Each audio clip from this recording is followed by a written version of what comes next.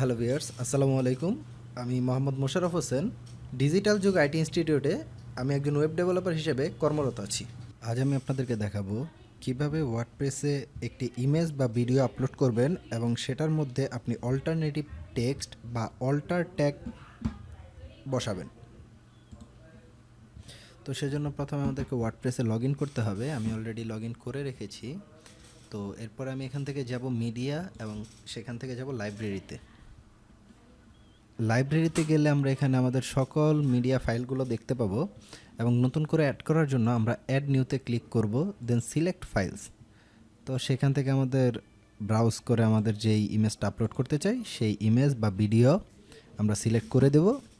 দেন কিছুক্ষণ ওয়েট করলে দেখতে পাবো যে সেই ফাইলটি আমাদের আপলোড হয়ে গেছে। তো আমরা আপলোড হওয়ার আগ পর্যন্ত কিছুক্ষণ অপেক্ষা করি।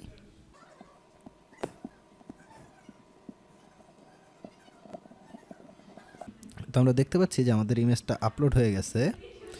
তো এভাবে আমরা ইমেজ বা ভিডিও আপলোড করতে পারি। তো এখন এগুলোর আমরা অল্টারনেটিভ টেক্সট বা অল ট্যাগগুলো কীভাবে অ্যাড করব সেটা দেখব। তো আমরা যখন ইমেজটাতে ক্লিক করছি তখন আমরা ডান পাশে দেখতে পাচ্ছি যে অল্টারনেটিভ টেক্সট নামে একটি অপশন রয়েছে।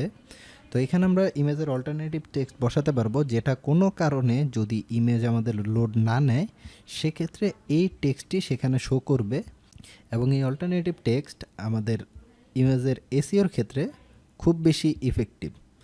এসইও করার সময় সবাই বলে যে প্রত্যেকটা ইমেজের অল্টারনেটিভ টেক্সট অবশ্যই ব্যবহার করতে হবে। আমরা এখানে আমাদের প্রয়োজনীয় অল্টারনেটিভ টেক্সটটা ব্যবহার করতে পারবো।